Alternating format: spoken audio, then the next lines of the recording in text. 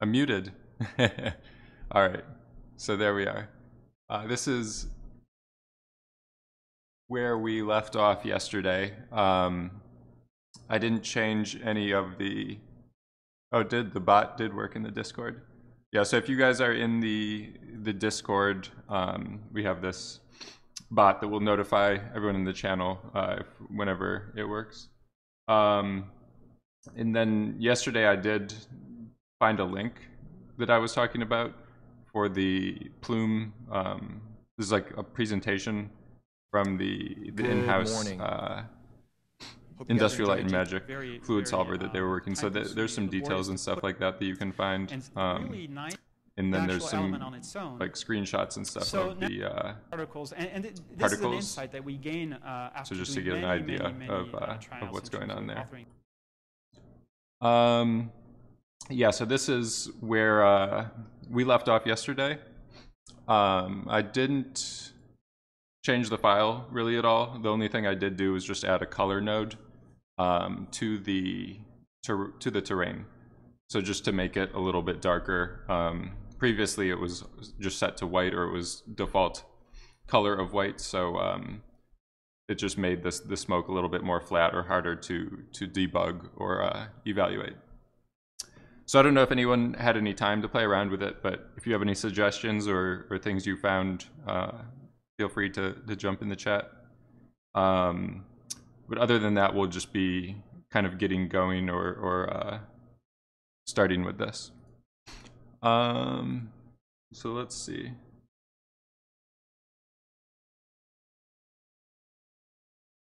So I'll just do a quick rundown of like what's my visual analysis of this, I guess. So one of the things I would like to see more of is like a leading edge, or like a pressure front kind of thing, like more of a rounded kind of shape that's pushing things forward. Because right now this is like this could be like an underground tremor or something like that. But it doesn't make as much sense for it to be like a surface-based event, because like you don't see stuff getting pushed aside, essentially. So that's one thing that I would like to change or to improve on. Also, just overall, it's like a little bit too noisy. There's some of that. You could do a ground collapse. So we'll see what direction this goes in. It's good to see you, Julian. But yeah, the other idea I was thinking of, like, we're definitely not going to get to it today, but doing like these mountains could also crumble. Like if you did the full RBD workflow, like shattered them, you could do like a kind of combination, like ground collapse, earth collapse, earthquake, everything gets destroyed. But just mainly no RBD or anything like that today. Just we're gonna keep going with the fluid sim. So that's one thing. Another thing is just if you look at the end, like there's some particles or whatever that get left behind and then they move around, just because the way we did the initial particle simulation, these guys just keep rolling around or whatever. So we could do some stuff to delete those particles, just to make sure that they don't show up again or whatever later on in the simulation. And then just overall, one of the things that I was realizing is just like the timing of everything is a little bit too linear. So it starts like too big, just on off is pretty bad. Shades of Orange, good to see you.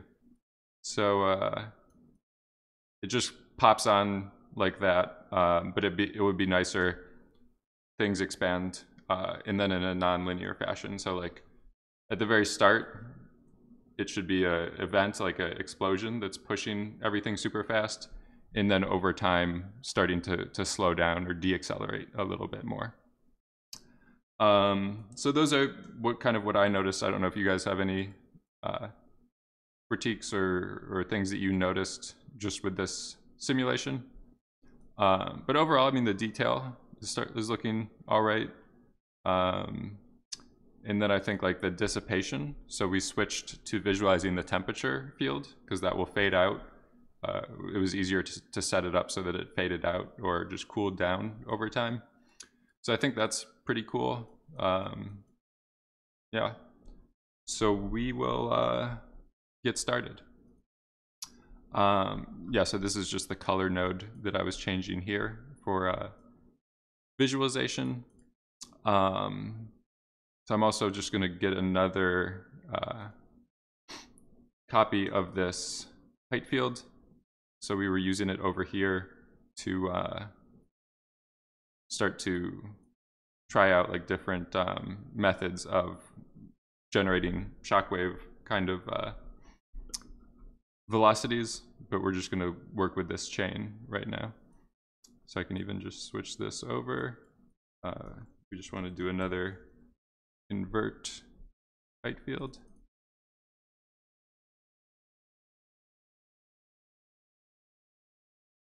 Yeah, so those are just scripts or whatever. So I have some different shelf tools or things that I add to these null nodes just to reference or whatever. So these are Python scripts. I don't know if you'll necessarily, like they might not work on your end, but it doesn't harm, like it doesn't break the file or anything like that.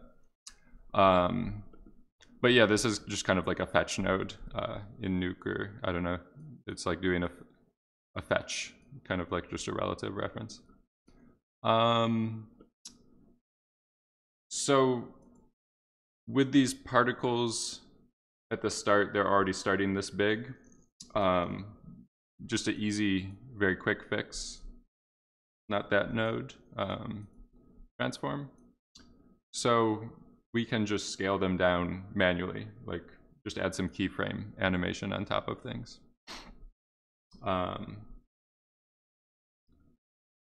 So we'll go like that, just down to 0. Hold down the Alt key and click to set a keyframe.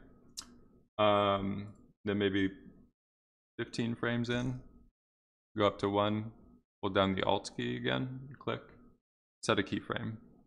And then I can hold down the Shift button and click on that just to pull up my channel view, channel editor. And then we can just see what's going on.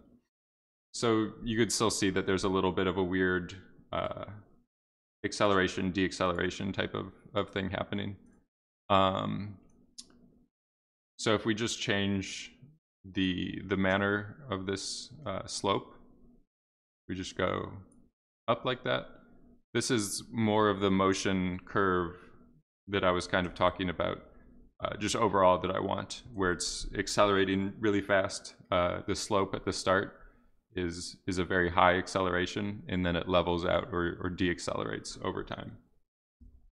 So if we play that back, you can see it's less noticeable that we're adding keyframes or extra animation on top of things. We could even do just a little bit more of that.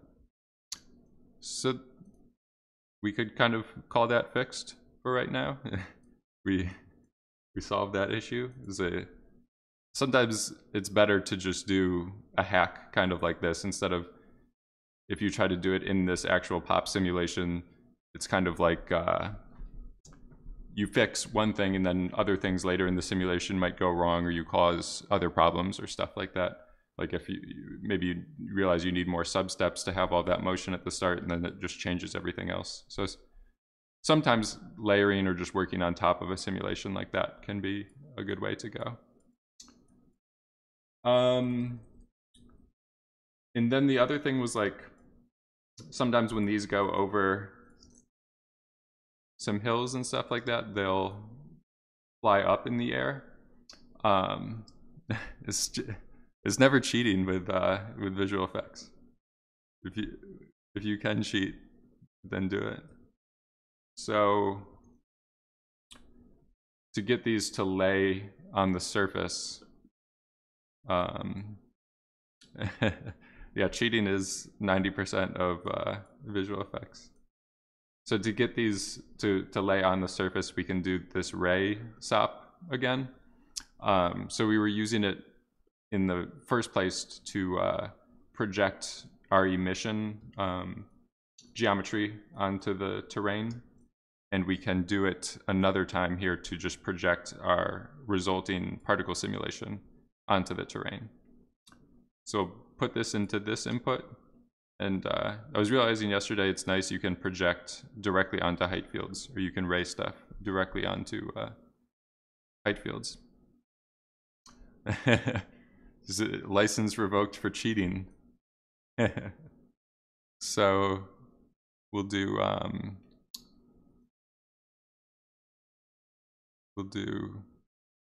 I think the side effects folks are pretty big fans of cheating, at least the one guy, Kim Davidson. I remember him saying one time that like in the 80s they were trying to render like the sharpest specular reflection on a sphere, and he just faked it and put like a circle, like a white circle on top of the sphere. So we'll project these. Jeff Late would, I feel like Jeff Late and Mark Gallant would not like cheating things, but Kim Davidson and Jeff Wagner would be 100% in favor of it. So we're going to project, instead of normal, like usually it tries to project things along the surface normal, but these particles don't have that. So one thing we tried last time was minimum distance, and that will snap things just to the closest surface. We can also just specify our own vector or our own direction. So if I just do -1 in the y component, that will just do a top-down, try to find the nearest point on the terrain from top down. So now these guys are stuck, or they're adhering to the surface, and there won't be any moments where things fly off or lift off too much. So you want to solve as many of these problems in the actual simulation as you can, but then if you want things to be 100% perfect, it does make sense to do these kind of hacks on top. So one thing is, when we do this hand animation on top of things, I'll just make these points go back smaller. Our velocity vectors don't get like compensated for it 100% properly. So that could be an issue. So I'm raising the particles here like afterwards. This is lift off of ground. I guess I don't need that anymore. This one will be constrain to surface. So I'm projecting them to the ground here because there's moments where things might really fly off a little bit. So I want to solve that issue. And then my lift off of ground here is to allow for the particle radius. So the p-scale value to basically lay on top of the terrain, or maybe a little bit of a buffer. So this way I just have them all uniformly riding, like rolling along the surface of the terrain. But if I'm trying to avoid things from flying off and going, like doing little jumps or whatever, if that makes sense. So we're doing a couple things that's a little weird or hacky or whatever, but that's the reasoning behind them.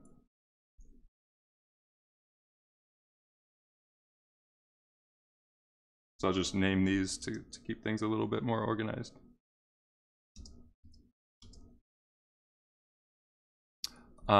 So like I was saying, we did some hand animation and moved some things around. So our velocities might no longer be precise, but if we just do trail node with compute velocity. This way we can recalculate. It will just look at the previous frame and the next frame. Let me go back to my points. So it just measures the difference between the previous frame and the next frame to recalculate the velocities. So if we look at the start where my hand animation is happening, you can see the difference there, that some of these didn't think that they were moving that much, but this will just measure everything again. If we didn't do that, we would just be relying on the physics information from the simulation, which was accurate at the time, but is no longer accurate because we've done some post manipulation of the vectors, of the points, I guess.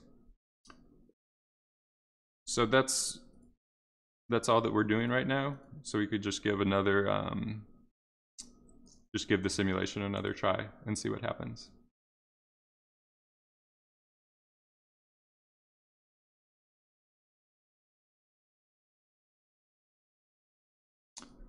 So we're just right now mainly looking to be fixing this first 12 frames or something like that, to see if it's more realistic of a more interesting motion, I guess.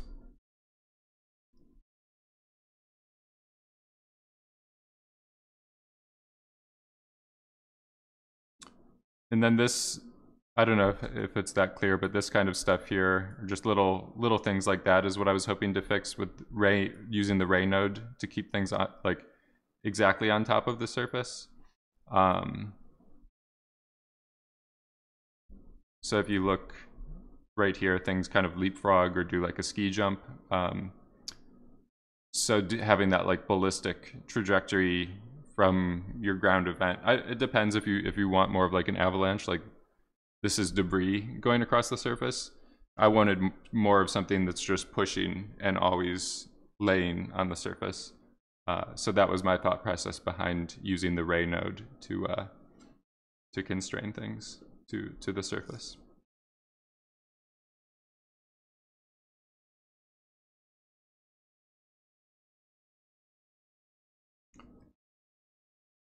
So it looks like our motion is pretty good.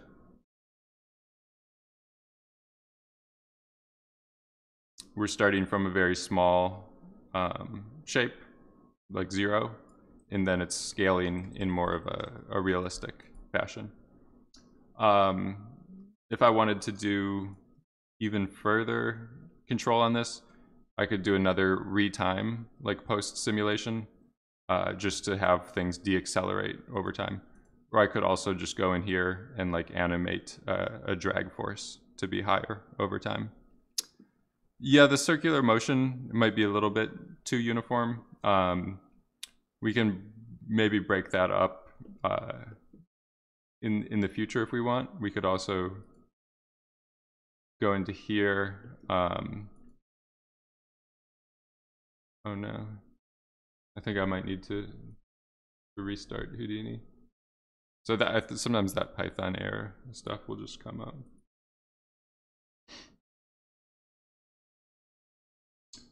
So the way that we were creating those initial velocity vectors was like scaling everything up to be a little bit wider and then measuring the distance between the start and the end. So if we want to distort that circular motion at the start,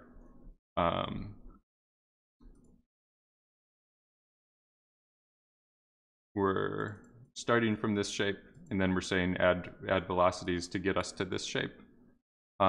We could just go in here and do maybe this attribute noise is a useful one.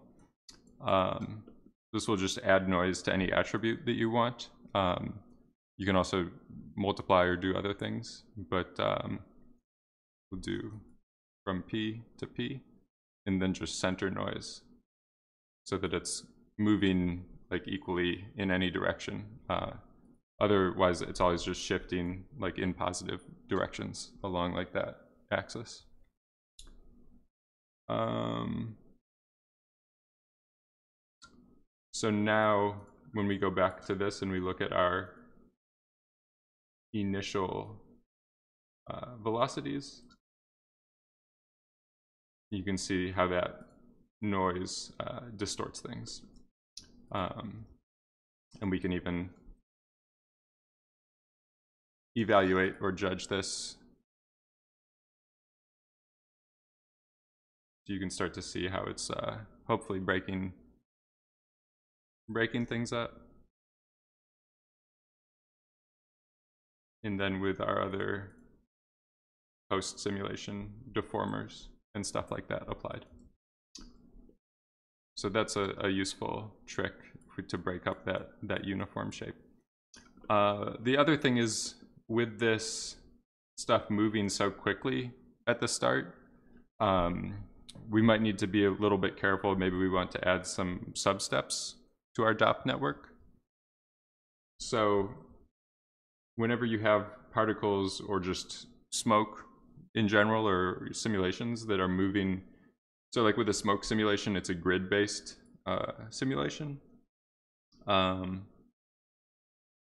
I do just like this box here, we look at the divisions, like our smoke simulation might be if each of these little wireframe things is a voxel.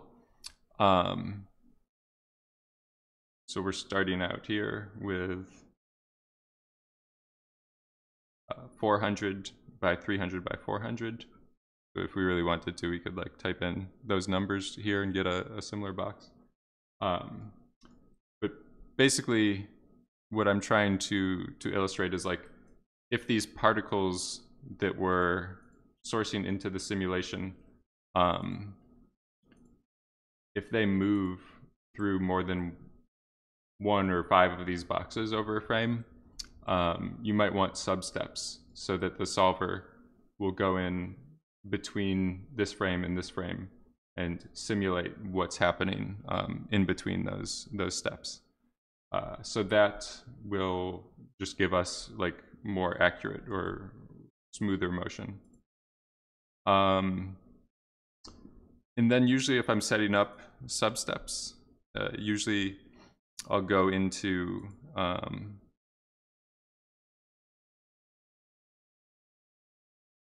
I'll go into, let me just get this bar up, my global animation settings, and I'll turn off the integer frame values and set my step to 0.1. So now, as I'm scrubbing the timeline here, I can just double check. You see that there's like some weird jumps happening between the frames.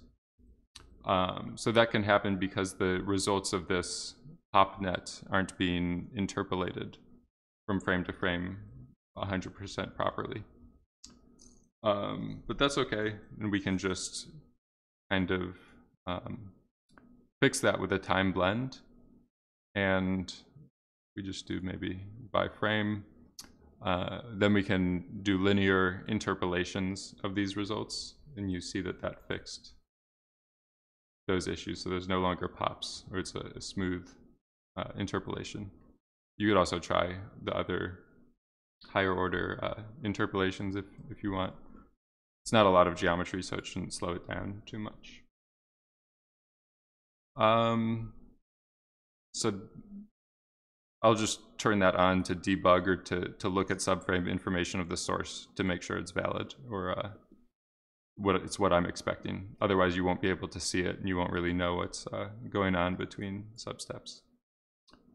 And then here for my simulation, maybe we'll go up to 3 substeps just to make sure that we're like calculating or preserving that extra information, the extra motion.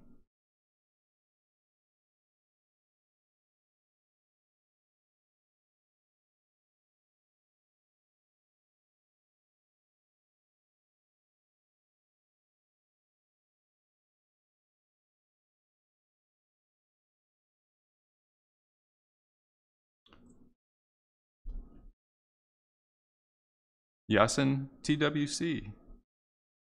Thanks for coming in. I'm glad to hear you're enjoying the streams.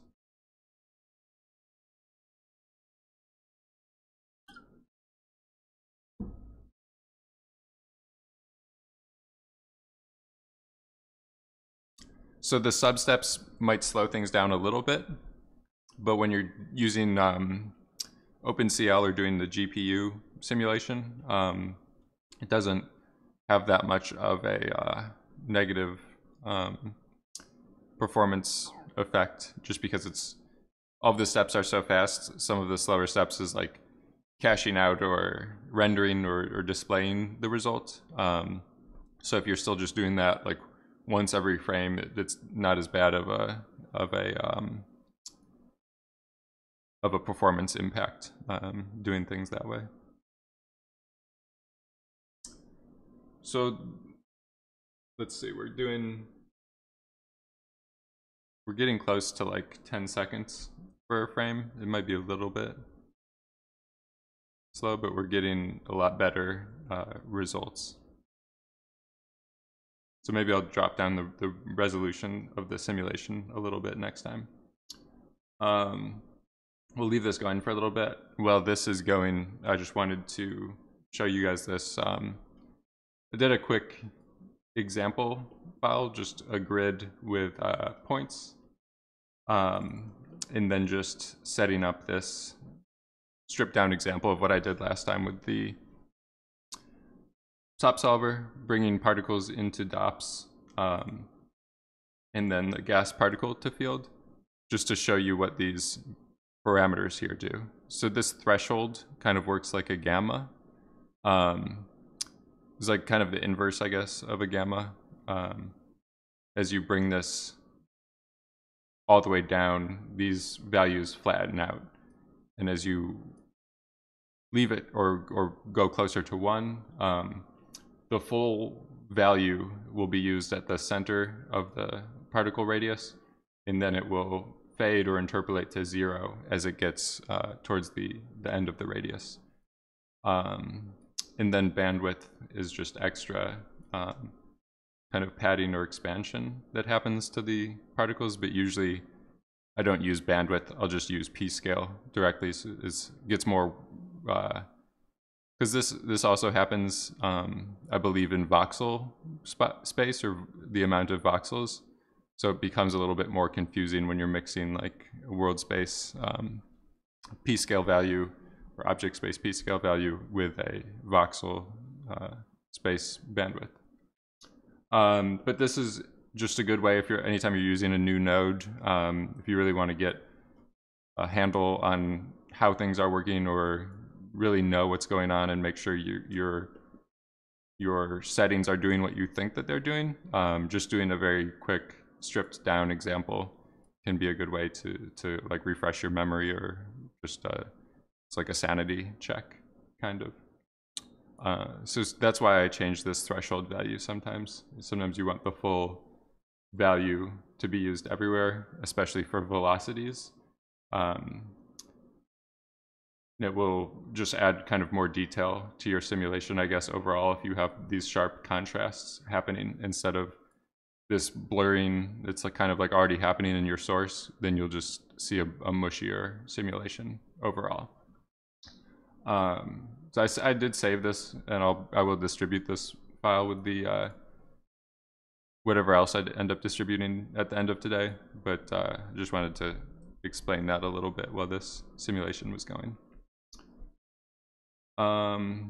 So it looks like we're preserving more information, more smoothness.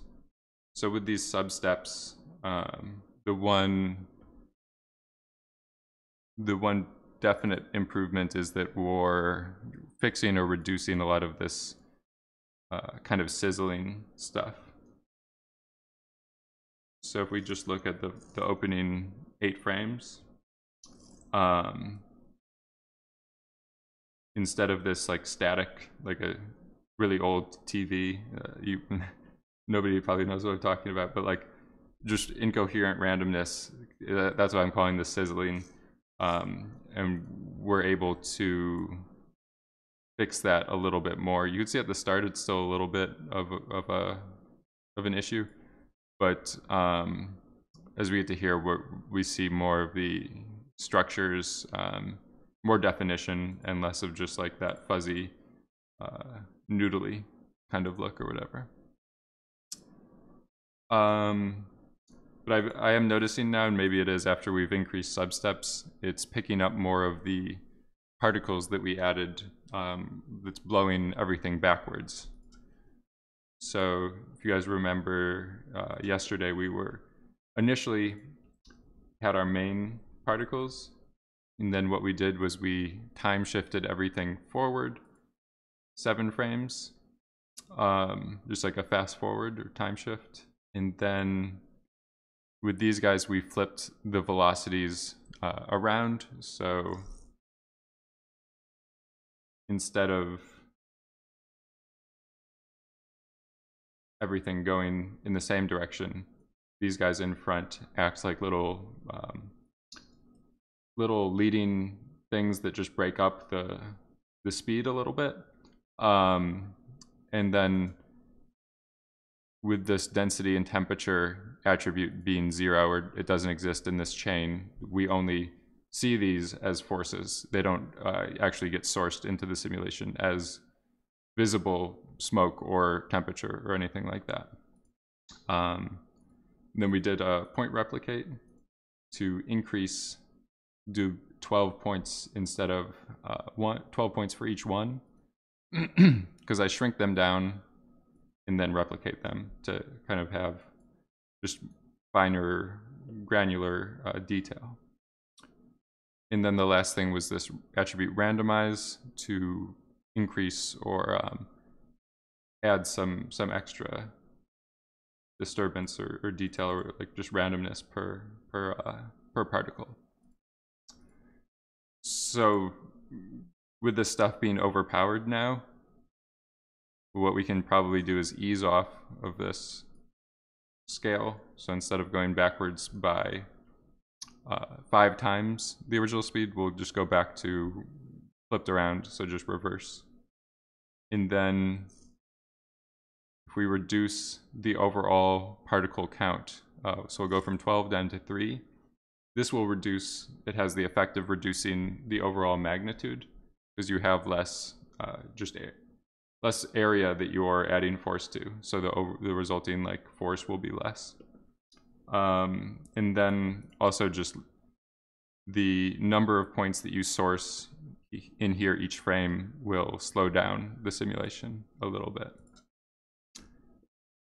So if you're trying to, like, what I'm saying by that is if you have 2 million particles that you're bringing in here, that will take a lot longer to, even though it is GPU and we're trying to keep things efficient that way, it will behave slower than doing 10 or 20 particles or something like that.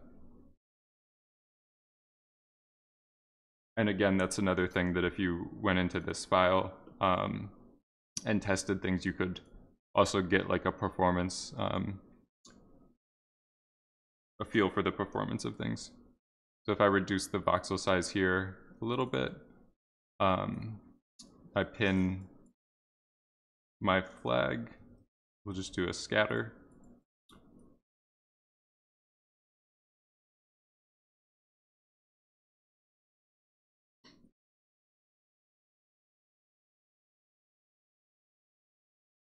So once I start going up into 100,000, then you can see like each frame is taking a little bit of time. But if I'm doing just 1,000, then it's able to do that operation in real time. So that's what I mean by just the overall amount of particles that you're feeding into that will affect things.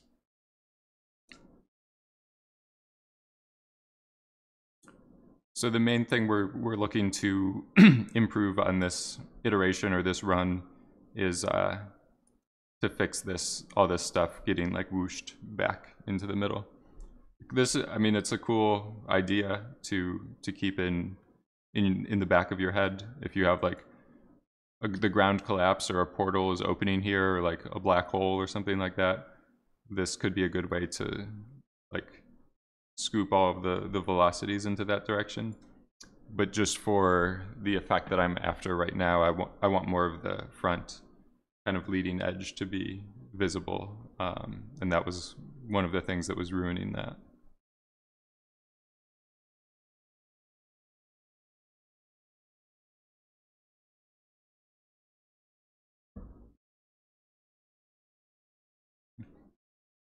So again, it's useful to use this mplay just to look at the difference between the previous and the next frames to get a sense of like the different results of the changes that you've made over that. And I'm being a little bit lazy or not the best workflow.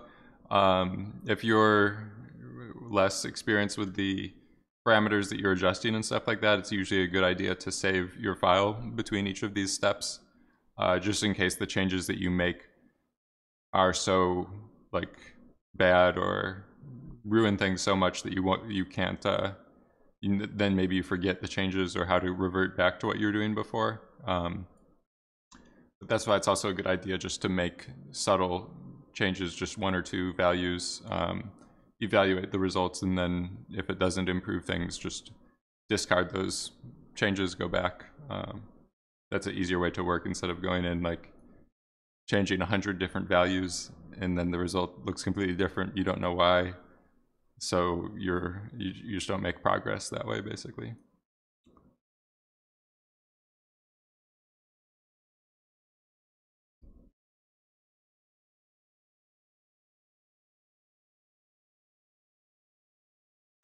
This, how does the what do you mean by the sequence feature?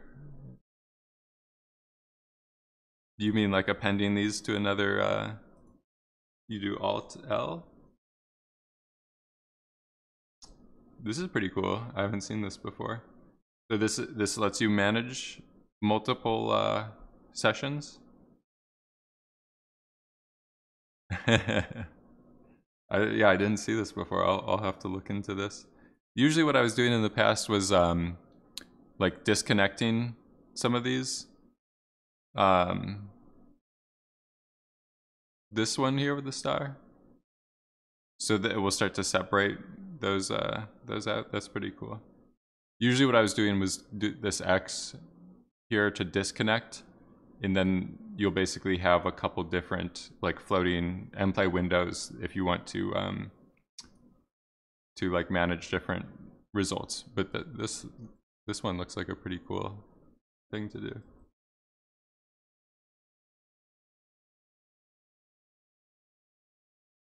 So we're maybe in a little bit better shape. The weird thing now is maybe a lot of this stuff getting left behind.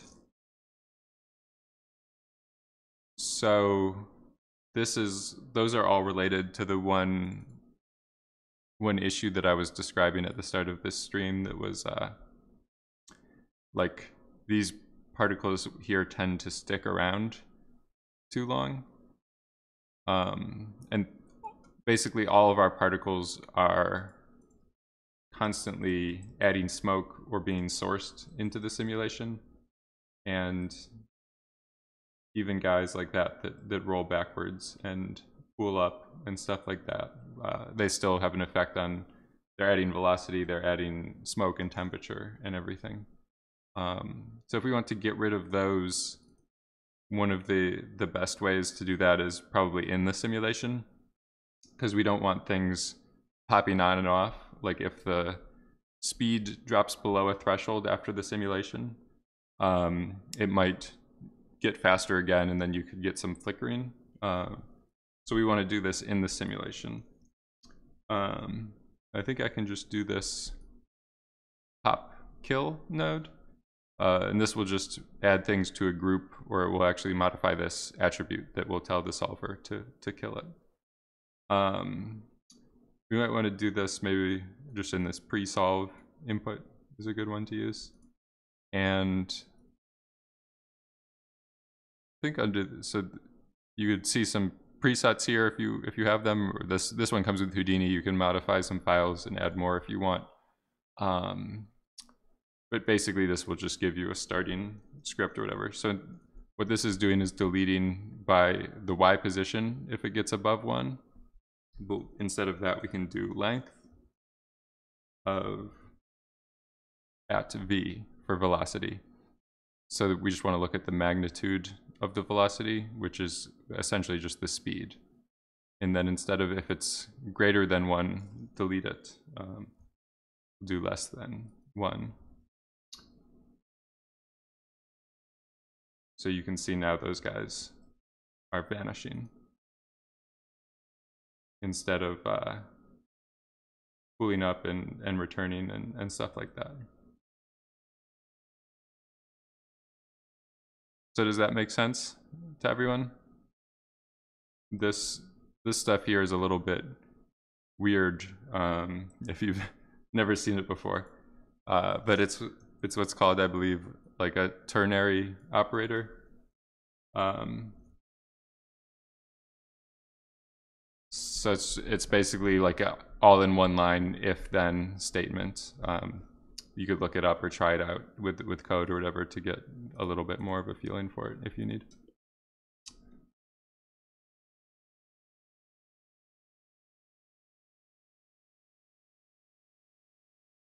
So let's go with another simulation. Again, like I was saying, this should also give us like an additional benefit of speeding things up a little bit. Because we're deleting those particles that weren't really having an effect, then we're sourcing less particles overall into the simulation. And just generally things should be behaving a little bit faster.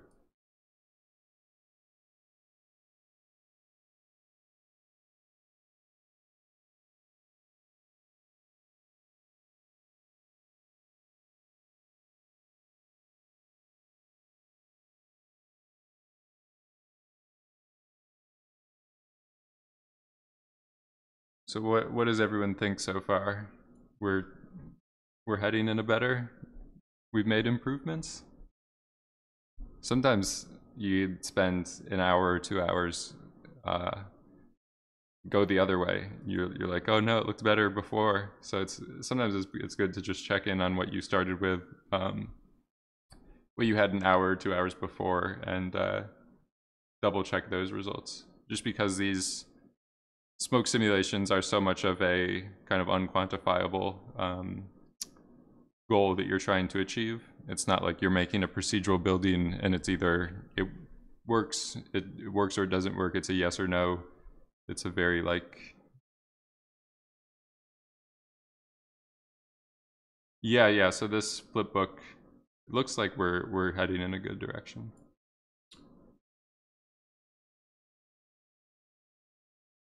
It's also good just to keep make these videos or checkpoints of your progress. So if you do decide to branch off and go with a different effect or revisit this, you could see what the different possibilities you had, and maybe this, if you want more of an avalanche, like snow kind of effect, maybe you would look at what you were setting up in that file.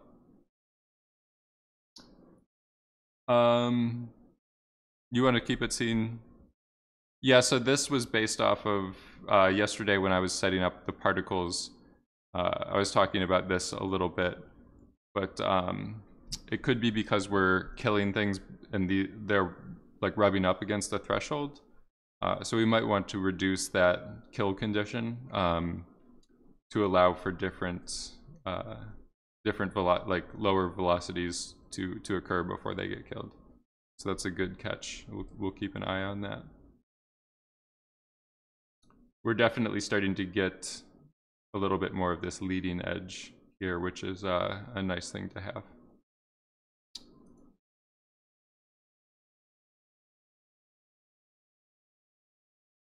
So let's go in and make some changes. The first thing I'm going to do is just go into this smoke solver and raise the division size so that we're working at a lower resolution, lower quality. So we should have a little bit faster iterations right now. We're still doing dramatic changes, and we're not expecting like final quality. We're not expecting to get a final result now, so we don't need to iterate at like high quality, essentially. So we'll go down to 0.5, maybe.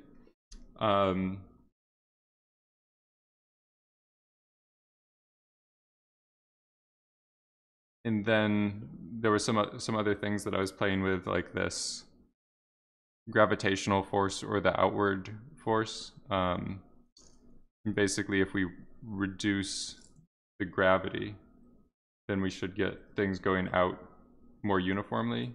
The gravity is kind of working to keep things like sinking in these valleys. So if we did really want to do more dramatic like outward directions and stuff like that, these would be controls we have. And then also just on the overall noise, like the way that I moved this emission around, it looks like this might be biasing us in those directions, if that makes sense. So we could change our element size here, and then you can see we're still breaking up our shape, but we're getting some different patterns, basically. Maybe even something like that. So this way, doing the delta of the two positions, or the difference of them, super useful, because you don't even have to run a simulation to visualize like the results that you'll get from it. You can just kind of instantaneously look at the predicted results.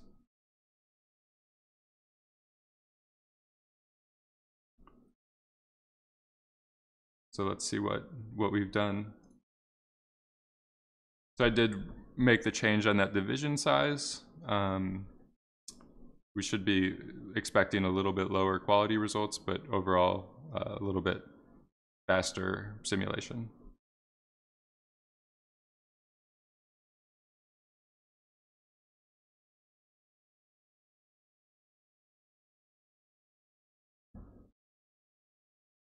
So it looks like we fixed your note.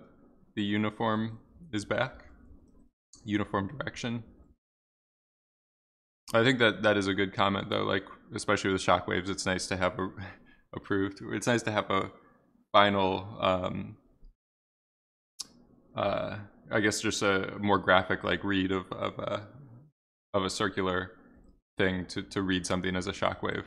Otherwise, you might be interpreting it more of like an infection, or I don't know, maybe it's like a claymore mine or something like that that's like blowing in both directions. Final. Yeah, it could just be a different, more propulsive weapon or something like this, but the shockwaves, you usually expect those to be kind of omnidirectional.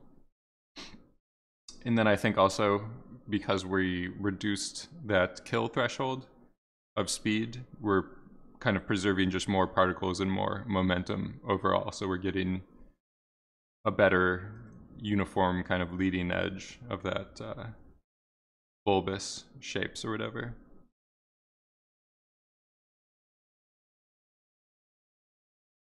The final. So when I was at ILM, there was this bar that's called the Final. That I think they named it because it was like the most west part of the coast, kind of. So like, this is very close to the Golden Gate Bridge, or the actual like end of the western part of America. So I think that's why it's called Final. But the people there would joke that like after your shot gets finaled, this is the bar that you go to celebrate that event.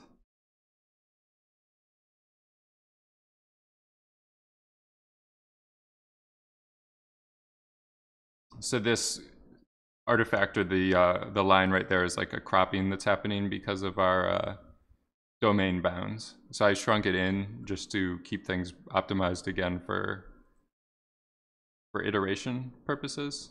But that's just why we're seeing that essentially.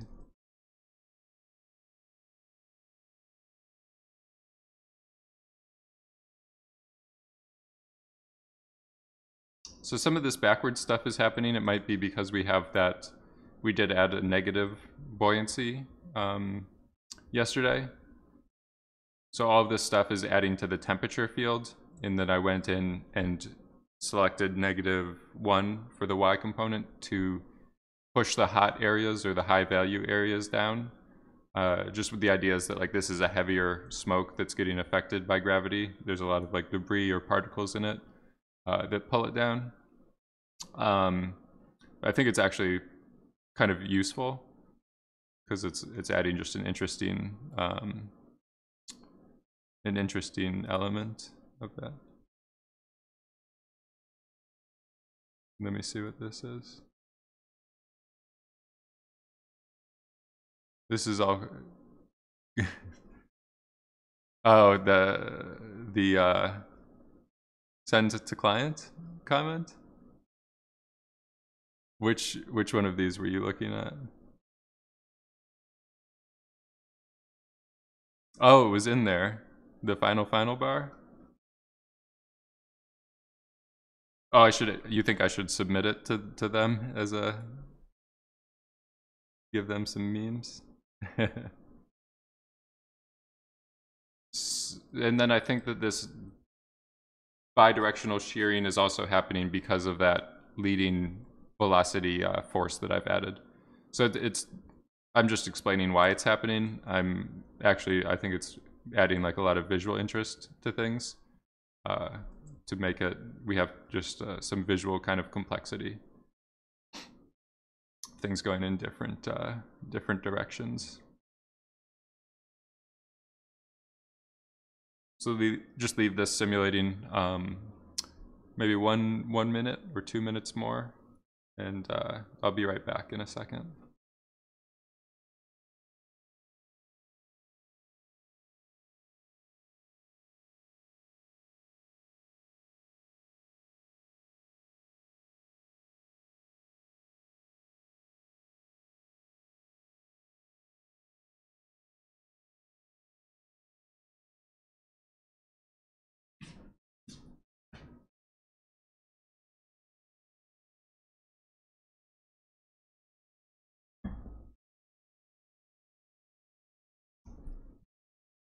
All right, so this cooling dissipation I think is working pretty well.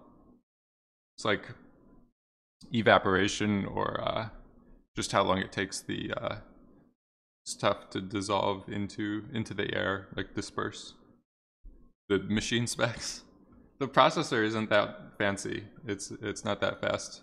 I think just the graphics card is pretty good. So when I was kind of speccing this machine out or building it, because I was planning to do all these simulations on the GPU, and then just with Redshift render, so just a very GPU centric workflow. I just decided that was what I was going to focus the majority of the cost on. So it does look like we have some weird sizzling stuff that's still happening. I'm guessing that's because of the time shifted particles that are going forward. And then this random vector that we're adding to it, basically this will always add velocity to things, even at the end when things are going pretty slow.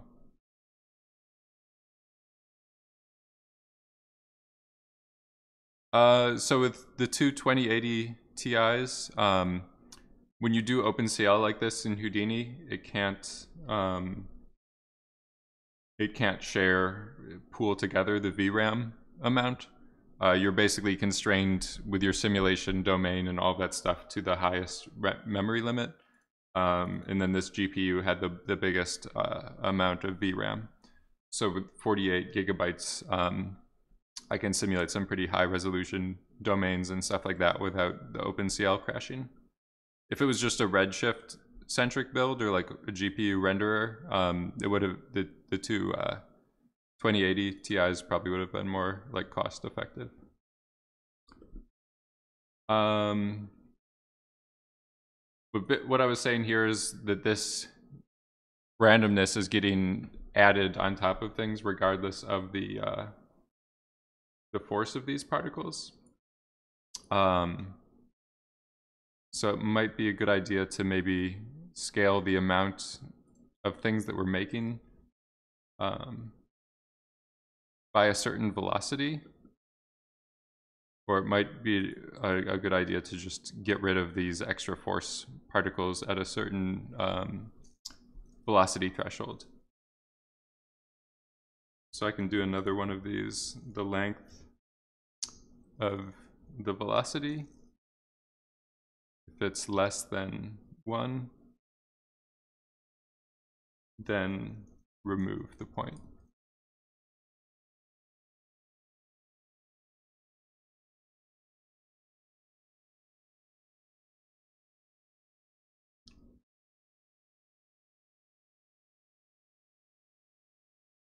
So maybe, let me just make sure.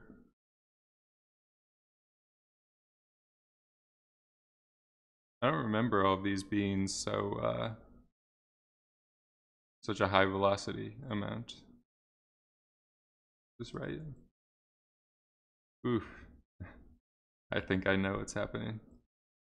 So this, because I am deleting, because I started to remove particles throughout the simulation, the point count is changing. So when I'm recalculating velocities, it doesn't know which point belongs to like the same point of the previous and the next frame. So you just do a quick fix with this match by attribute.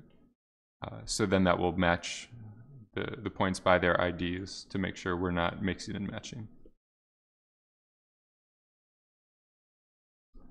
So that's what was causing this stuff. The jittering at the end was those velocities to get randomly matched with other areas of the simulation.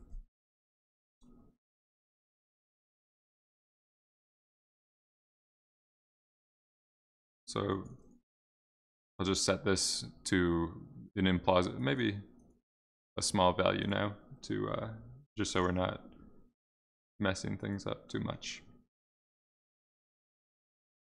And we could do another simulation.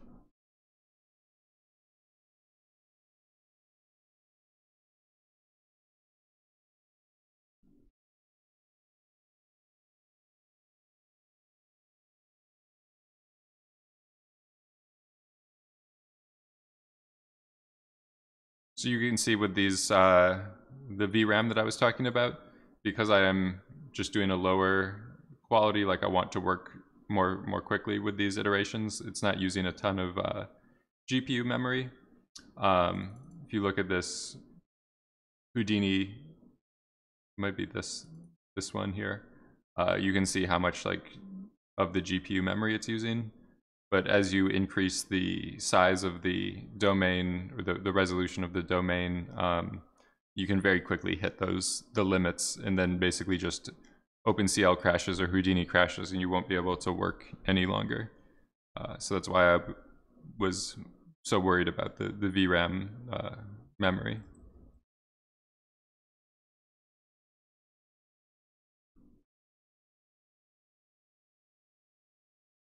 So it looks like that change, that error that we were getting was actually what was helping these velocity amounts to be higher. So if we do want to go back to that, instead of like keeping this error or the artifacts or whatever, what we could do is just multiply up the velocity.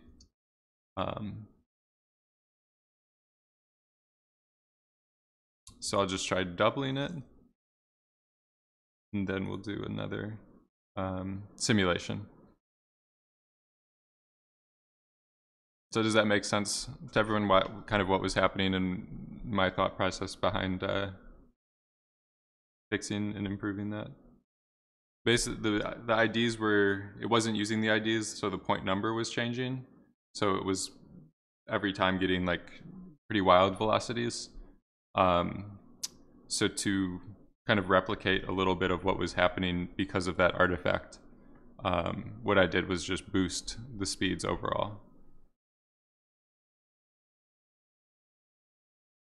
And if we did want another way of replicating that artifact, we could just add like a random vector to the velocities, because that's essentially what was happening. Was it would just find a random point, it would think that it was going in that direction, and adding a ton of velocity like that.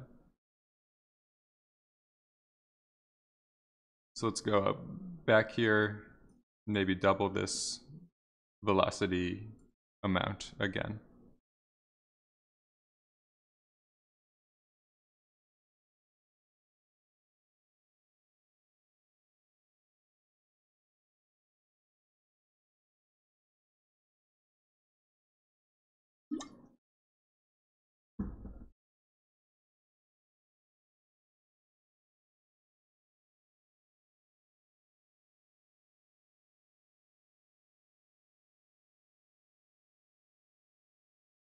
So it looks like we're starting to get a little bit of that lip. Maybe. A very tricky thing to get, it looks like.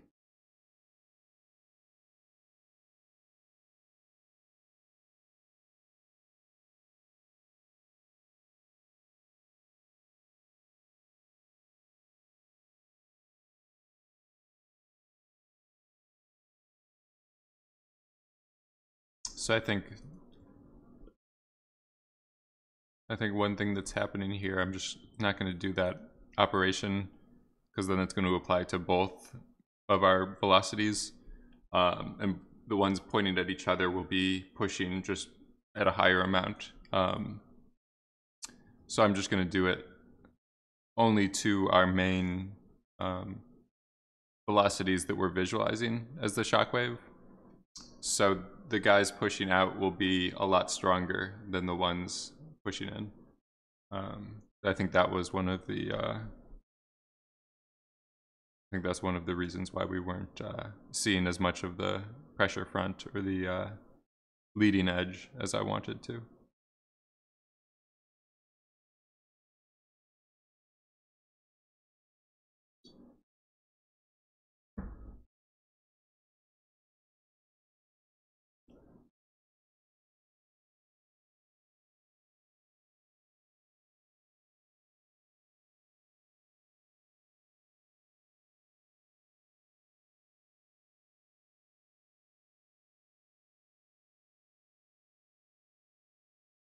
So it looks like we're we're getting somewhere. We're getting something with it.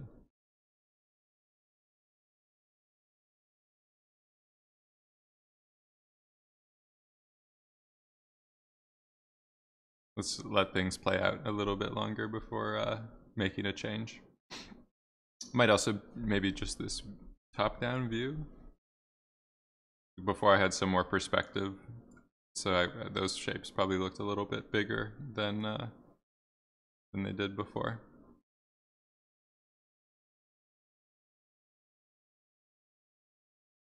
So sometimes it's a good idea to make a camera for your simulation. Like, you can always return to that view. Right now I'm finding different views because I keep going in and adjusting the viewport to fix issues or change things, but sometimes it's a good idea to make a kind of simulation camera just to have like a consistent view of things. It looks like we're getting back to some of those bigger pressure fronts.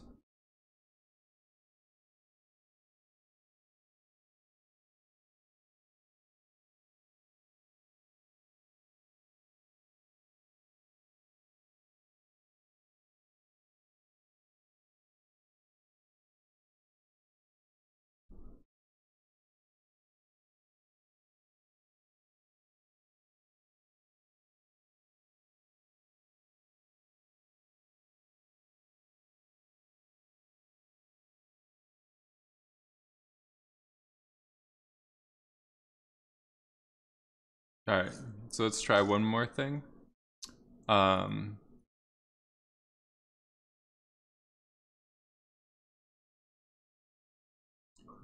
I'm going to do is make a copy of this randomize, and just also add a random velocity amount over here. Looks like that first jump. Let me see if something was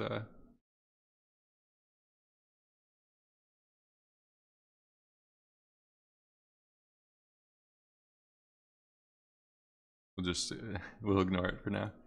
But what I'm doing with this randomize is I want to add a little bit of disturbance or turbulence, whatever you want to call it, just some extra randomness or extra noise with these guys, because that should give us some more detail or just some more interesting things happening in our simulation.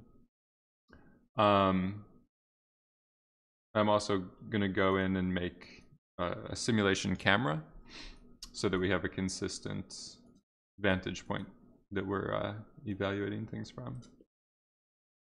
Maybe something like that's good. Just control clicking on the camera shelf tool to store this viewport vantage point as a camera view. Maybe with this,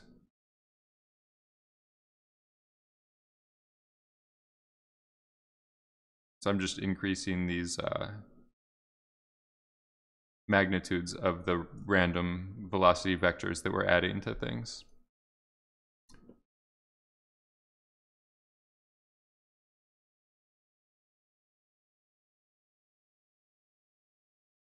So let's give this a try, see what happens.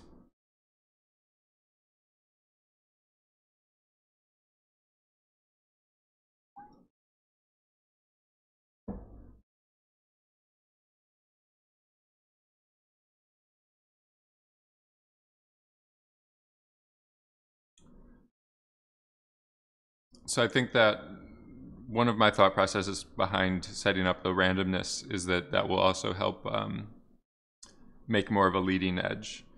So instead of everything uniformly like sliding out, it will be more of like billowing out, kind of like a fan or something like that.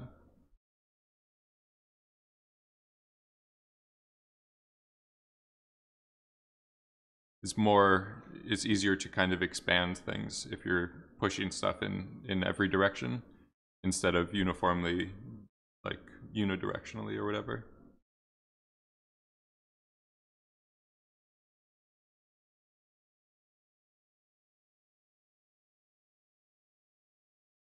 So we're heading in the right direction, but we're kind of creating additional problems as we do this. So this is the general workflow of like some of these style simulations. First, you want to create these bigger features, like the leading edge stuff that I was talking about, or pressure front, or whatever you want to call it. But then once you have them, then you want to break them up.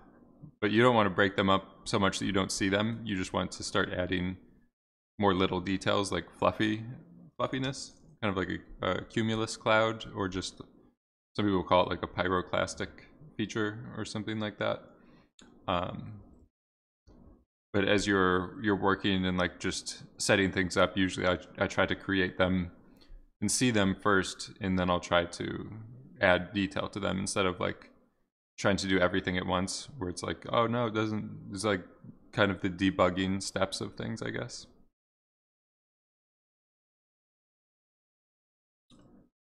So let this simulation go a little bit longer, and then start to focus on adding some detail or differentiations or whatever to those.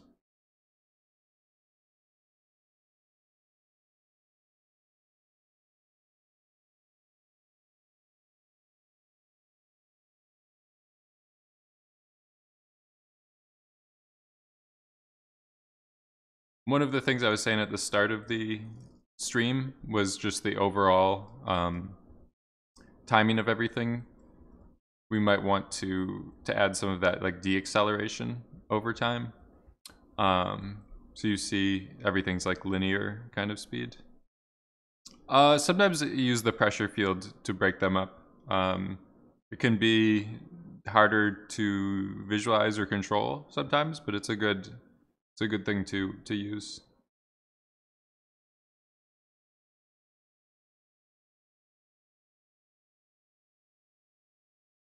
So what I mean by that is like if you're working with particles, I'm able to add particles just in front of everything and add some disturbance or noise or whatever that way.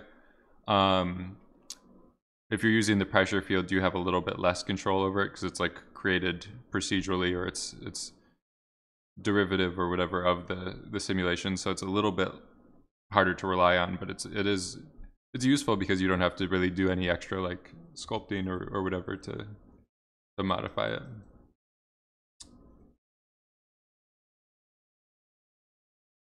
All right, so this is pretty cool. I think I'll just leave the speed, the overall speed right now as it is. I'm gonna fix it.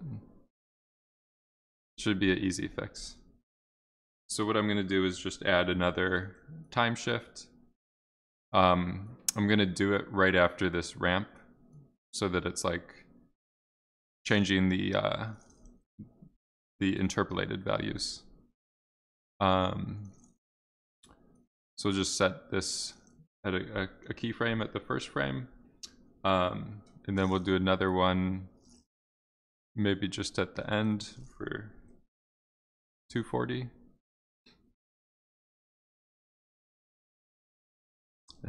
Time shift 164. Sometimes I'll run into that number of time shifts. Generally, they're not too bad, but if you start layering them and doing offsets from one direction to another and stuff like that, that's kind of when you can get into trouble, I guess.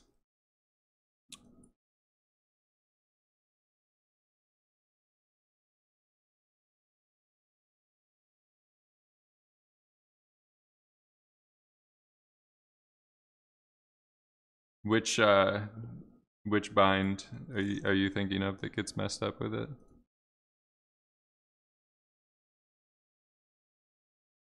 So maybe I want some more keyframes in here just to have more control over stuff. Oh yeah. It's kind of like, it would be nice if there was a way to flatten them out, especially with Nuke.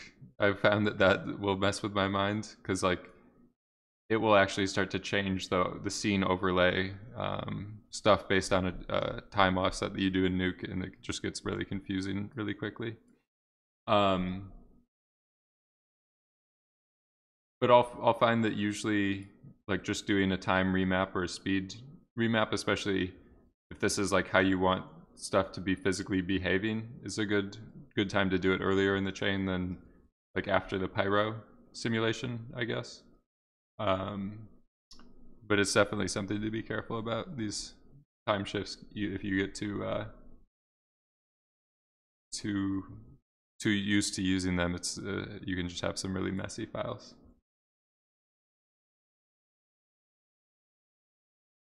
I think this slope is just getting a little bit too flat.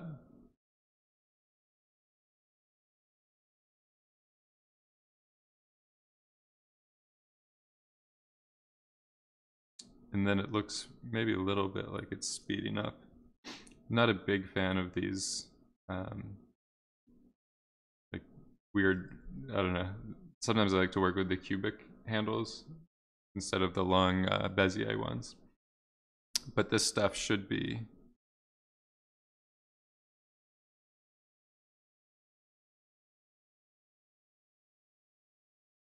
good. I might just spread everything out a little bit.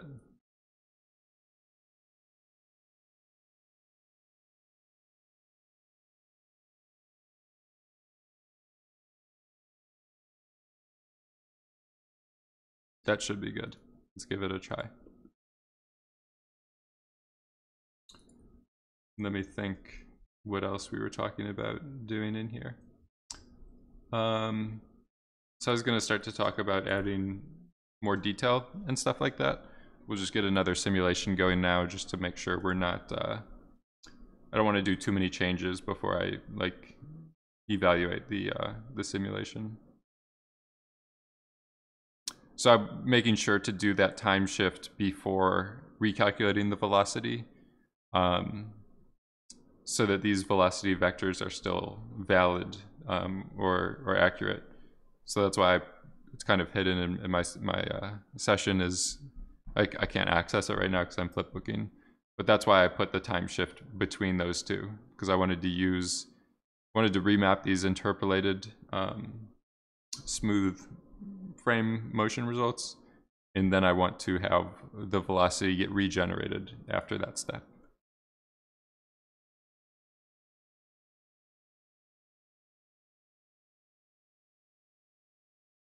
So it looks like our opening, or the start of the simulation, is still working pretty well. It's still around the same speed, and then we're just hoping to get some deacceleration of the shockwave dissipation, or whatever you want to call it. It just looks a little fake to have stuff moving in a linear motion like that, like a event. You expect it to decay, like overall or whatever, deaccelerate.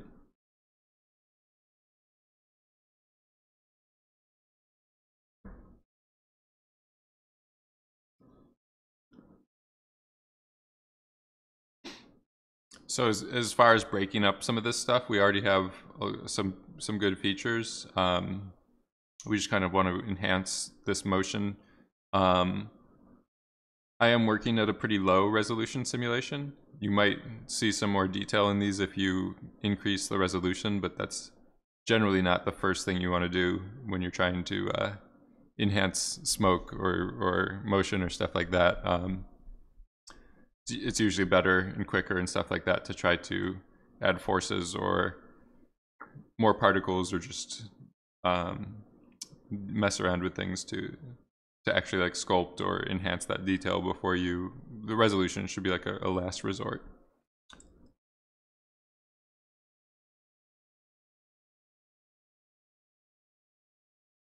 So it looks like my deacceleration is starting to kick in. Let's just let the simulation run a little bit longer to make sure we're in good shape.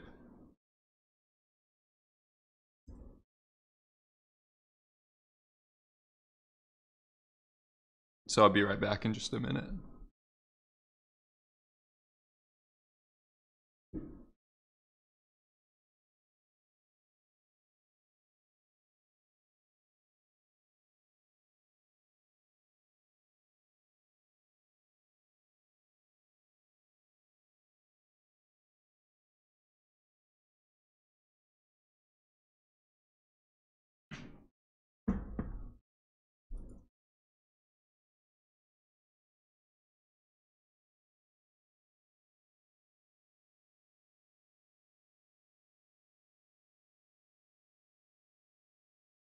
So we'll let it go just a couple more minutes or frames, or I guess like seconds if you're talking about the actual time of the effect.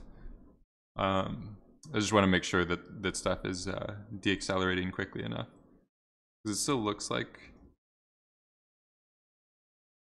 I guess this stuff here is looking a little weird, where it's like at the end of the ooh, Irish John Gaming, thank you for the raid. I hope you had a good stream. So we're critiquing or continuing on our Shockwave here. I was just adding some overall animation keyframes to control the rate of expansion of stuff. So I'm trying to get stuff to slow down over time. It's like the energy of the shockwave is dissipating a little bit. So we'll let the simulation run just a little bit longer, and then we can start to look at some of those bigger mushrooms or eggs the bigger bulbous features of the simulation, and try to just fix those or eliminate them, like not completely eliminate them, but just enhance the detail of them.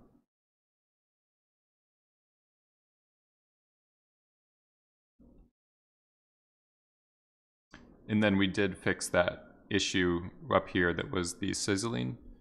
So that was just the artifacts from the velocities that were being calculated improperly because our point count was changing.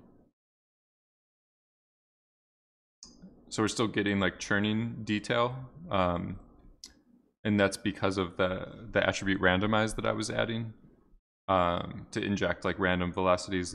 If we want to completely get rid of this stuff, we could delete that node or keyframe it down. But I think it looks pretty cool to still have some detail and stuff like that popping up at the end. All right, so I think we're good to go. One of the things that I'll start to do, like we haven't really made any changes here in terms of forces. We just have our smoke simulation. We have the negative buoyancy, so things are sinking down a little bit as they get hotter or based on the temperature value. I might increase that a little bit just to kind of keep these guys from getting too big or too high. This kind of breaks the scale of things a little bit, at least in my mind. Like seeing this stuff fly up like that, it just makes things look a little bit cartoony, or like ruins the weight of things a little bit. So we'll increase that, and then the only other force is just the velocities coming from our particles, the source particles. So I'm going to add another force, which is this gas vortex confinement, and this one will try to preserve the swirling, or the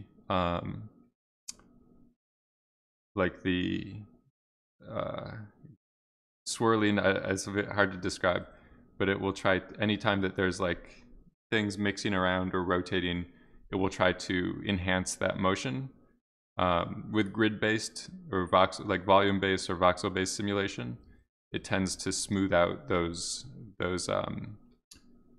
motions, and that's why you get these bigger bulbs or the smooth areas. So if we try to enhance it or preserve that motion, that's one thing that might help us. Now you just go to the Advanced tab, and to keep everything running on the GPU, I'll link these parameters so that I can just go on here and enable, disable if I want to change things like that. And then confinement scale, maybe just 1. It's like a round number to start with. Right. And let's just see what happens with these changes.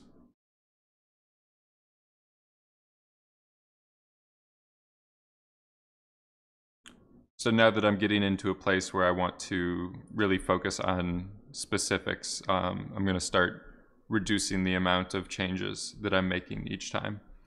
So I don't want to just like, I want to evaluate stuff from a very like scientific method manner of things. Adjusting pyro settings, it's what half of my life is spent doing. Yeah, it can be very frustrating, especially when you have like deadlines and things like that approaching. So you just have such little control over, like, it's a very finicky way of controlling everything and getting a good sense of what the parameters and things like that are doing. It takes a lot of practice. That's the main reason I'm doing the GPU simulations. Yeah, I still work myself into worse results all the time. But that's why I do the GPU simulations, is just the speed of iterations is a lot more pleasing to work with. Like when I was starting out or doing CPU simulations or just years ago, I don't know, because I was inexperienced or computers weren't as fast, you'd run a simulation overnight, maybe 1 or 2 times a day, so you would only get like 3 chances to make changes, and then you just don't have as much control over things. But looks like now we're getting a lot closer to the era of real-time smoke simulations, which should be pretty cool. There's already some like that EmberGen stuff that I talked about, or I think Unity has some real-time fluid solvers, but they don't give you as much detail, like in terms of resolution or control, that I like to work with. So that's why I'm sticking with Houdini and Pyro and all of that stuff.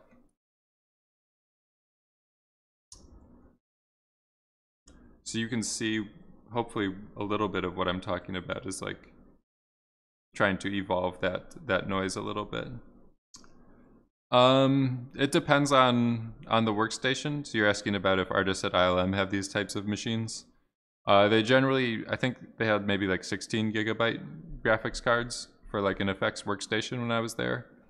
I think they have a deal with HP. So a lot of the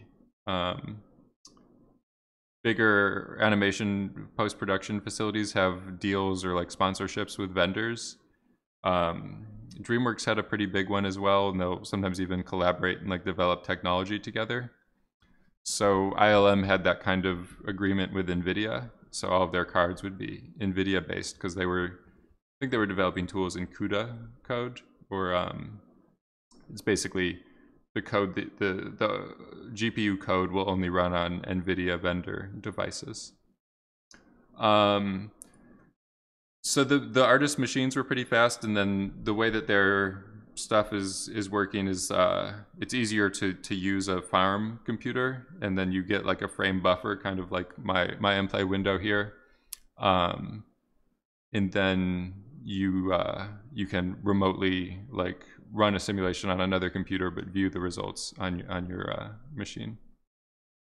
And that's pretty common with visual effects facilities everywhere, is that they'll have like a pretty big farm, just like a render farm essentially, of computers that you can use for simulations, renders, or tests and stuff like that. So that's something that allows you to iterate faster as well. So you could set up what's called wedges that way too, where you use the render farm and you launch like 3 different jobs that have slightly different settings, and then you're able to get quicker feedback or just quicker results that way. It's like a shotgun kind of way of working, where it's just spray and pray almost. So you do like, let me try these 10 different values and then pick the one that looks the best. So you can see, I think we're getting a little bit better mushrooms or detail from that vortex confinement. The other thing that I'll do is kind of like a cheat code to enhance it. If you do there's another micro solver that's called gas repeat solver. This is kind of like the four loop or 4 block nodes in SOPs. It kind of just works with like a feedback. So if I set this to 5 passes, it will just keep rerunning the confinement result 5 times, but each time it will do it based off of the previous iteration's result, if that makes sense. So it's, what I'm trying to say is it's just different than increasing the scale by 5, because you're doing like little incremental iterations of confinement. Kind of like with blurring or other operations like that. Sometimes it's better to do 5 blur iterations instead of blur with like a radius of 5 or a scale of 5, if that makes sense to people. And then again, that's just another thing that is a luxury that you can do with GPU simulations. With a CPU, each vortex confinement step is pretty slow, but any intensive calculations like that you do on a GPU, it's almost instantaneous, or it's just a lot faster. So I could even do like 100 confinement iterations. It would probably be a mess, the results, but it's more feasible or whatever just to do those operations.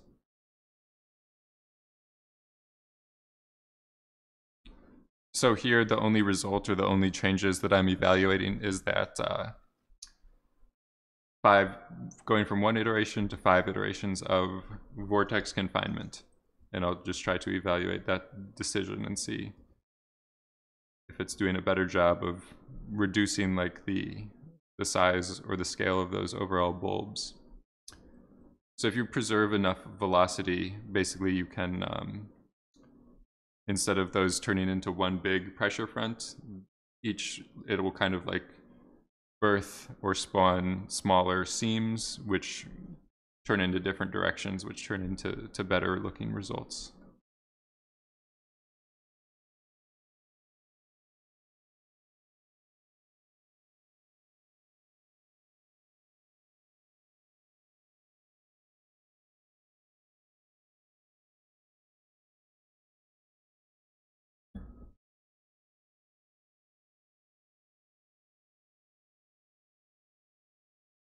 So you can see if we're looking at this one right here, like it's starting to peel some stuff off a little bit instead of it's moving as like a bigger blob unit. It's hard to evaluate like overall because this simulation, each frame depends on the previous frame. But basically what I'm saying is I think it's helping. So we're just evolving these structures a little bit better, so that you'd kind of see them peeling off like that. Yeah, so the gas field to particle, I prepared a example file that I'm going to be putting with the stream. Let me just start another simulation and I'll talk about that a little bit more. So what I'm going to try to do here is reduce the confinement scale by half.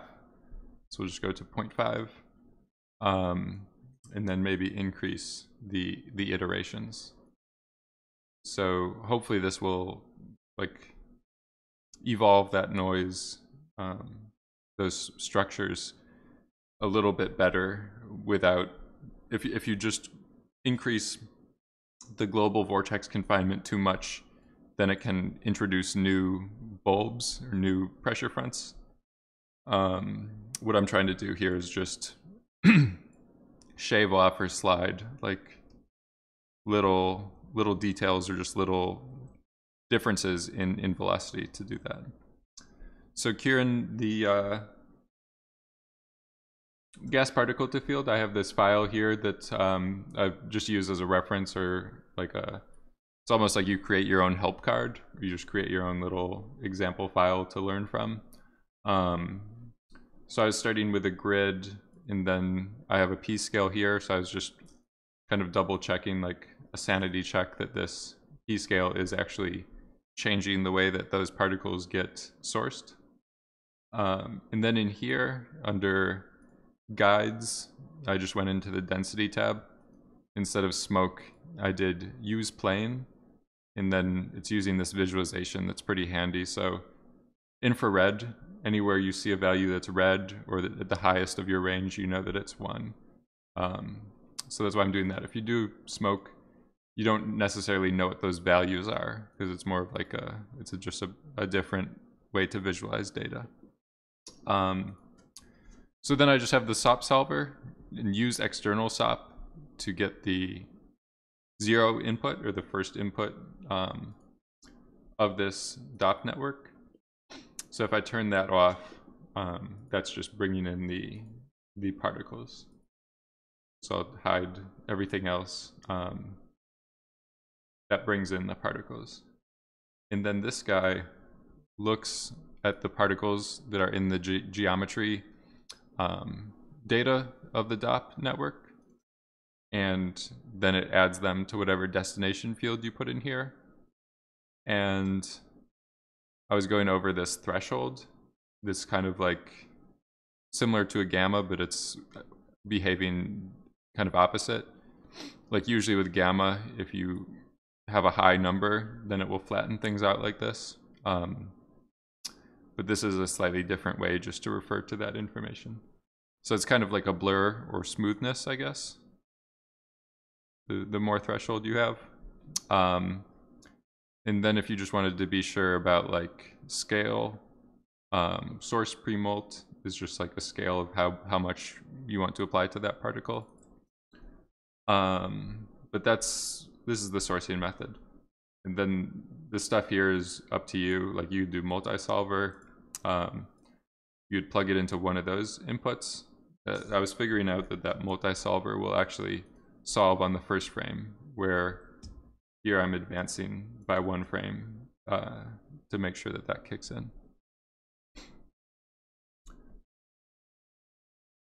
Has field particle instead of gas field particle. There's so many of those micro solvers that it can get a little bit intimidating. The gas. Yeah, so I think with side effects' terminology, they prepend things with gas to basically say that this is operating on field information or volume information. But it's not, it wasn't clear to me, like when I was starting to use Houdini, I just saw these names and I was like, what? I'm not making a gas effect. What are all these gas nodes for? But yeah, that's why they name them that. So it looks like it might be helping a little bit with this. What I did there by just going with 12 iterations of, I think it was 11 or 12 iterations of confinement, and then just reducing the overall strength of them. And this is a pretty low resolution domain or simulation, so that's one of the reasons these look a little bit smooth. Let's just keep going with this. So I was doing 12. Let's maybe try 24 and see what happens.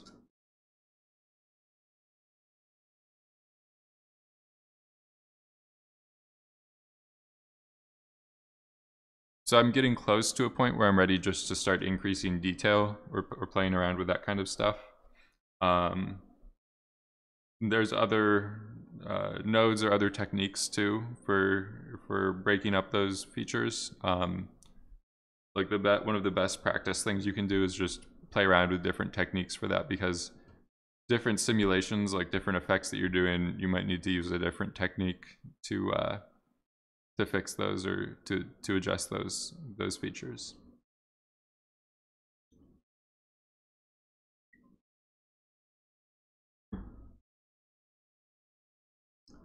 There is an actual node that's called gas disturbance, and then that's actually built into the pyro or the pyro solver as a slider or like as a shaping force that you can enable. But I'll tend not to try to use that if I can get away with it. Because I really like the Vortex Confinement because it's just kind of enhancing detail that's already there. So it kind of will keep things looking natural. With the gas disturbance, it's good. It's really good if you just use it a little bit. You could get a similar result to peel features off with it. But it tends just to get like overused or relied on too much. And things just look like overall incoherent or blocky or fuzzy or whatever.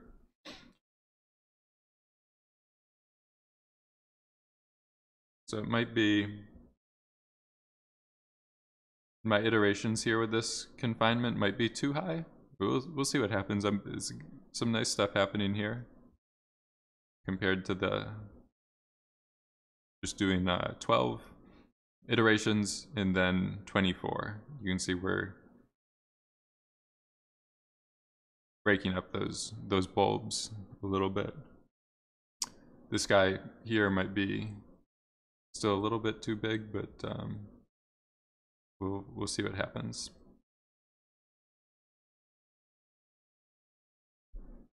Let's give this guy another 1 or 2 minutes or something like that to run, and then maybe try a higher resolution simulation and see what happens.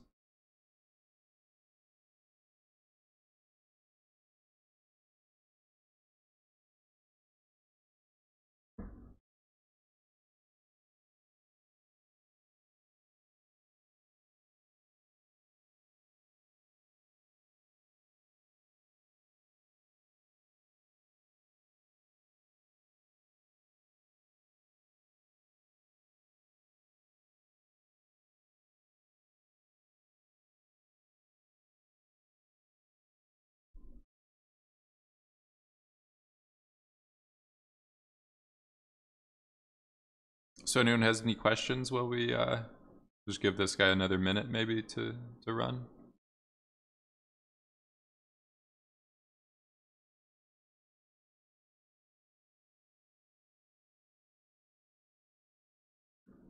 So it looks like even here when it's getting closer to the camera, we're getting a little bit better detail.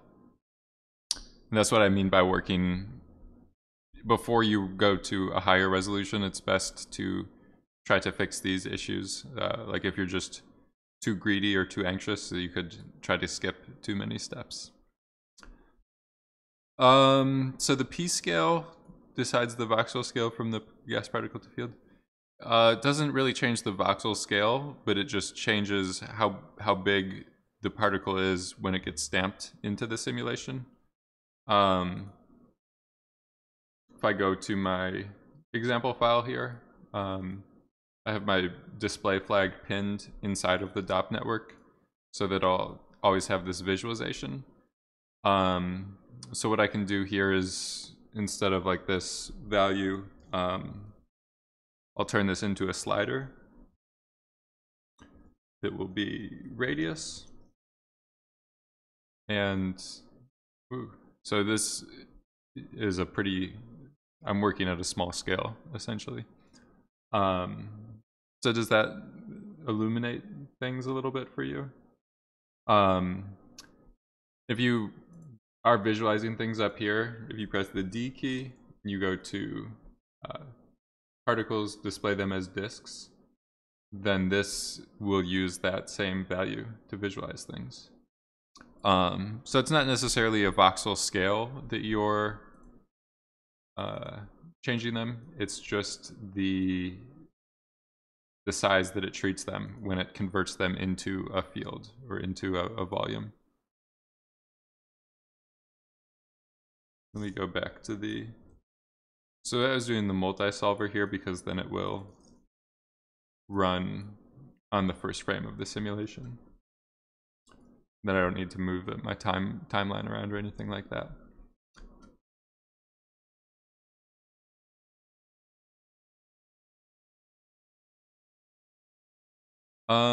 So you're talking about when you're converting to a density field. So these values here, right now I'm not using an attribute, but you can use an attribute to control the density. I could just call it density because that's usually the clearest way to do things. And then if I create that attribute on the particles, now I spell it properly, then that will be the value that gets stamped into those cells. So one, we get the same result as before. It will just use 1 if you don't have that attribute turned on. 0.5, and those voxel values will be set to 0.5. So it's pretty straightforward. So right now I'm in my actual simulation, I'm not using this attribute feature. So it's just treating all of the particles as they have a value of 1. If you want to, you can globally scale them with this slider. So that will just be a global amplitude on everything. And then if you really want all of the control, then you can do density, because then you can do like per particle variations. So if I multiply by a random number based off of the point number, then you should see, I think I turned that off, then you'll see that you can do different values per particle, which is a nice thing to do.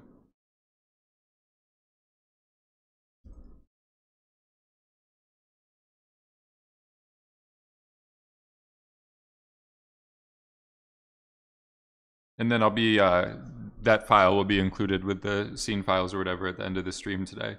So it's a good one just to play around with, or like I was saying, any node that you're using for the first time, especially these pyro ones that like are a little bit harder to visualize. Like a SOP node is easier to visualize because you can do the geometry spreadsheet and stuff like that. But these, some of these DOP nodes are just very complex, and you need to really, the help files aren't written that clearly.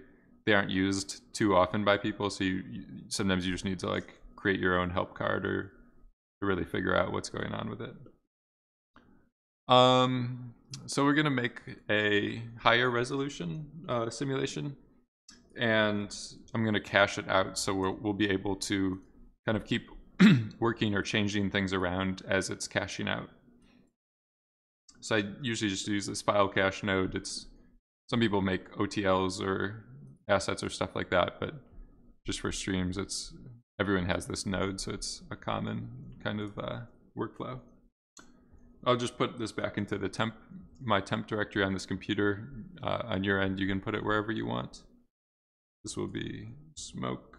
Maybe I'll do Shockwave, smoke sim. So I'll do a folder for that. And then this would be frame number padded by 4 and bgo.sc. I don't need all of those frames. We look at this stuff, like everything's already dissipated by 47 or something like that. So maybe I just want like 64 frames for now. We'll go up maybe to 72. So it's a clear, like 3 seconds. And then we're already kind of optimizing stuff with this invert VDB node. We can also go into here and turn on the option for write 16-bit floats. So it doesn't change anything in your Houdini session, but when it gets written or saved to disk, it will be stored using less precision. It uses less data, but visually it isn't really noticeable in terms of changing the end result.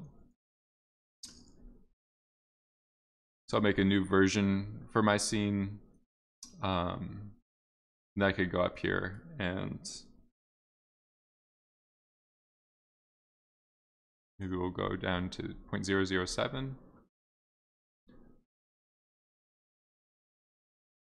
So this is getting closer to production or final quality, 100 million voxels or something like that. So we'll just start to save this in the background. So if we look at our VRAM or GPU usage, should see a HBatch non-graphical process or whatever pop up here soon. And we could just check how much memory. So it looks like we got it there, using 5 gigabytes right now. But it will probably go up a little bit as the scene progresses.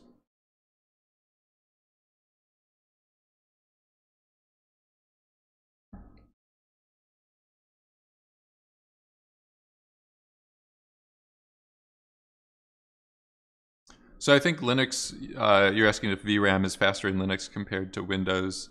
I think generally, like with Houdini and these operations, they will just all generally run faster in Linux.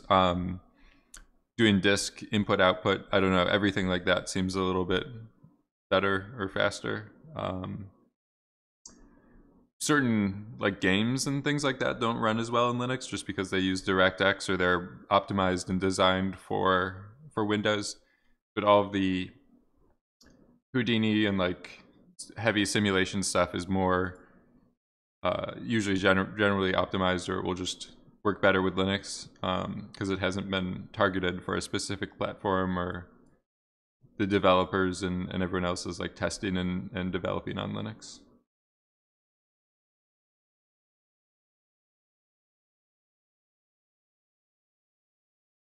So I can just look at this output window to see how many frames we've saved. And then also if I look at the timestamps, we can just visually see how many frames we're getting per minute or performance or whatever.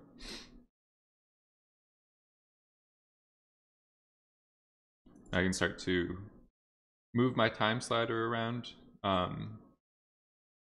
So I usually like to, when I get closer to a higher quality result, I'll try to do save to disk in background. Then I can do other things like change lighting or start to work on camera angles or animation or anything like that. If I wanted to animate my camera, just lets you kind of work quicker in parallel or whatever like that.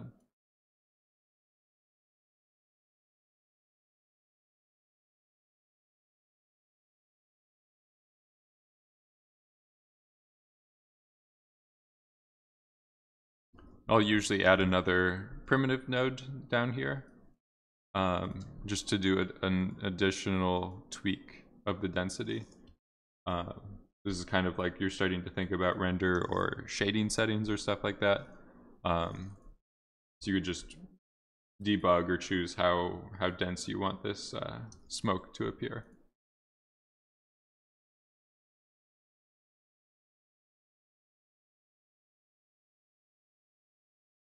So it looks like that higher resolution should give us some better breakup.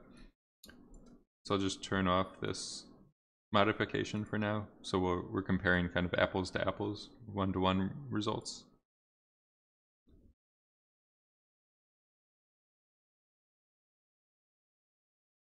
It looks like we're probably spending 30 seconds or something close to that to simulate each frame.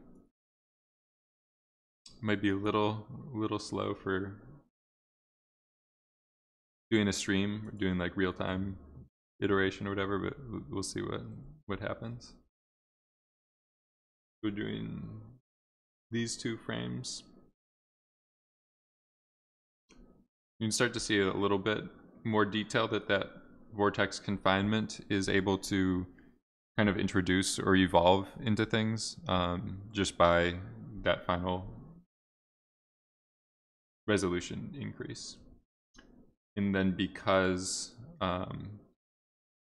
just the nature of simulations, that like every frame depends on the previous one, that creating that detail early on will just continue to evolve, and things will look better throughout. So even this bigger mushroom shape here, we've started to just deform it, or it's starting to look less like a big fist or a big sphere.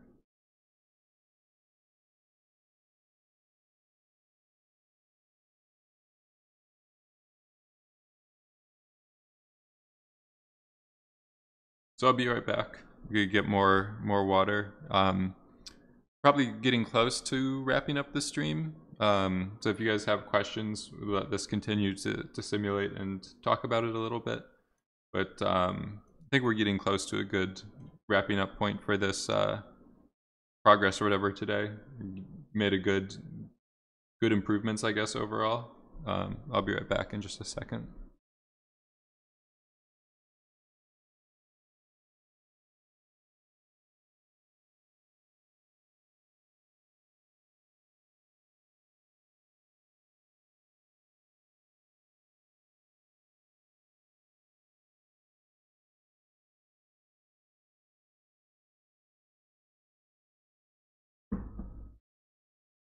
So doing effects, knowing smoke and pyro and stuff like that is probably one of the most useful areas to learn, just because so many other effects benefit from it. Like if you're doing rigid bodies, you're generally wanting to create a dust layer or debris or something like that. If you're doing a particle simulation like sparks or anything like that, it benefits from having some extra layer of detail. That's knowing the smoke solver well is like definitely a super helpful thing to learn.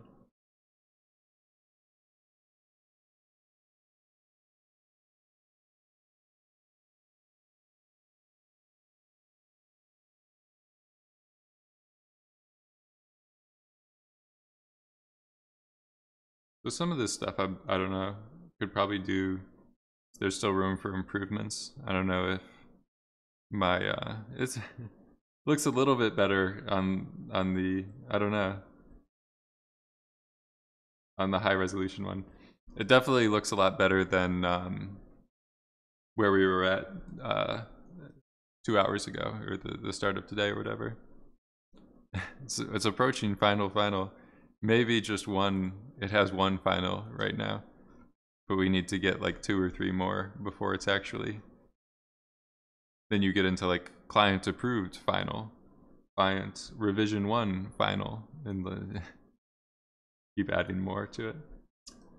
Yeah, so this is where we were 2 hours ago. We're starting this stream, and now we're closer into this territory. Where did that window go? So I could even just pin this, try to find something closer. I think this looks like this kind of framing to things. So just overall, we have a lot more. We have that leading edge that I was talking about. I wanted to introduce or have in areas. We fixed the issue of stuff just sticking around too much. It's kind of weird. It's like a grenade or something like that that's like still spinning around. So we eliminated that.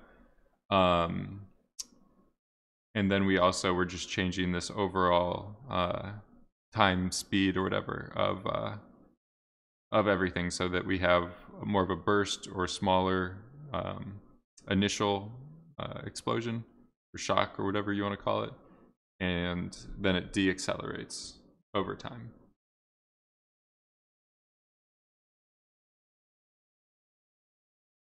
So this thing right here is a little bit funky. It's definitely something I want to change or fix going forward.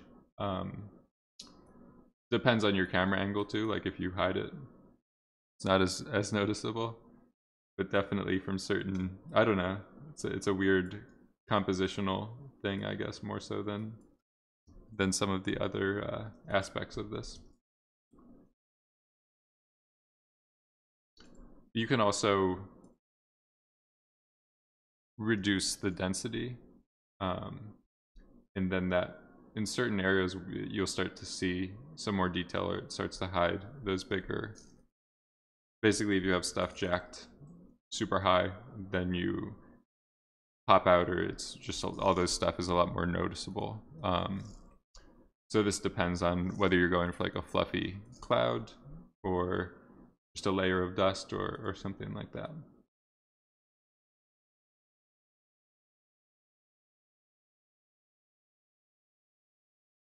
Let's try. I'm gonna make another camera view. I'm gonna take my light. I'll just look through the light. I'm gonna dip it down a little bit more, just so this should visualize, or we should be able to see more of the self-shadowing and detail and stuff like that in our smoke after making that change. It's like more of a rim light or something like that.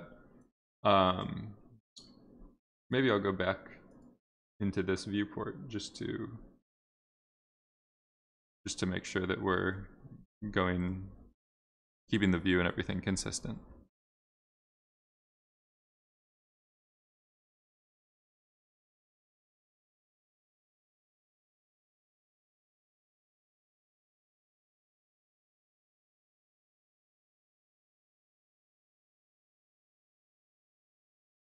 So I think some more care needs to be spent on those big features. For what I want to do here, it'd be nicer to break them up a little bit earlier. But that will be another day, another time. So if no one has any questions, you probably get close to wrapping things up. We'll be saving this file along with the particle to field example file or workflow or whatever you want to call it.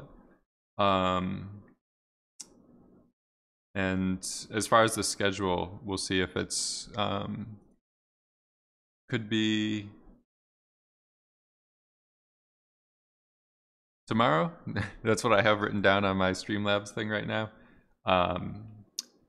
But we'll see. I might have to change it. But other than that, hope you guys enjoyed it. Thanks for everyone that came by or any new people.